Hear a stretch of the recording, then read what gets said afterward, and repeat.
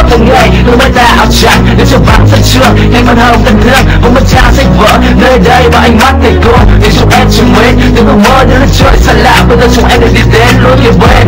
mang theo suốt kỷ niệm và tình cảm bạn bè muốn được tin ngày mai một hồi lúc chia tay ôi ký ức với không phai tôi lên từ những tháng ngày dài đến năm học bên mai và đến lúc cùng nhau ôn bài dưới gốc vàng vàng lá mùa hạ thiết tha rồi về đến ta không nỗi nhớ không muốn được trở về tuổi thơ để gặp gỡ bạn bè và đón đuổi đến những đứa trẻ cũng chỉ có một về hè những buổi chiều lên làm bên con trẻ bây giờ không còn là thằng bé mình đến lớn thôi từng ngày trưởng thành cho bao tay vô đến trong cuộc sống yeah sẽ nhớ về một ngày âu thơ khi có bạn bè dấu yêu những ngày hè tròn tiếng về nơi góc vàng nhạt lá rơi tiếng cười đùa đầy mến thương sẽ mãi in sâu trong lòng cùng bao kỷ niệm hướng tới tương lai rằng ngày ngập tràn ánh sáng nhau ngày từng ngày dưới mái trường bao nhiêu yêu thương vui đùa chẳng dứt các tay trong tay cùng hát vang chung bài ca sẽ mãi không phai trong tim kỷ niệm dấu yêu thời gian và từng ngày dần trôi qua cho chúng ta phải chia xa xa biết bao kinh nghiệm của tôi học cho thằng trẻ cách chúng ta chúng mơ thấy hiền nhà ở nhau và từng ngày đã qua những chuyện xưa yêu dấu sau mỗi tình đầu thật tự nhiên mà khởi dài một bóng hình sẽ mãi không phai dấu bên dòng một tương mai sẽ không còn gặp lại như vẫn còn một thủy phần dừng có một chân lý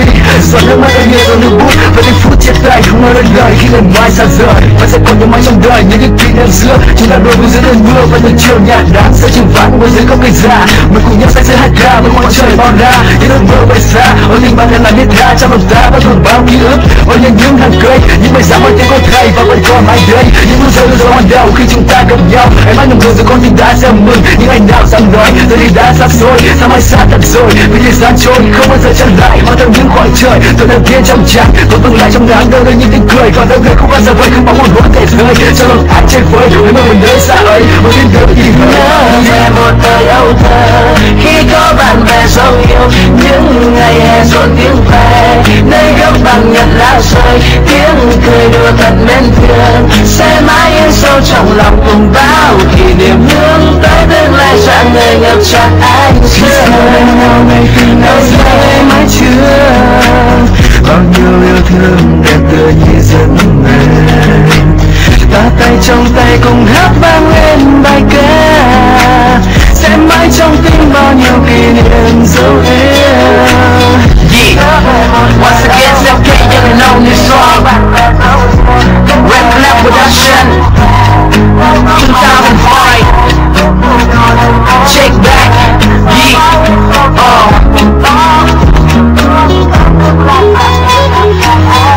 nhớ về một thời âu thơ khi có bạn bè dấu yêu những ngày hè rộn tiếng về nơi góc bằng nhật lá rơi tiếng cười đùa thật mến thương sẽ mãi in sâu trong lòng cùng bao kỷ niệm hướng tới tương lai dạng ngày ngập tràn ánh sương na na na na na na na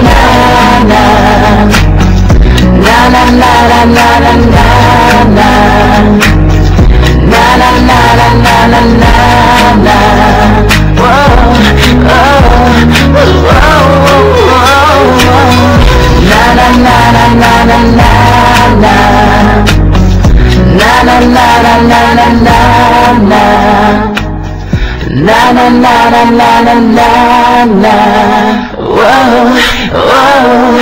no no no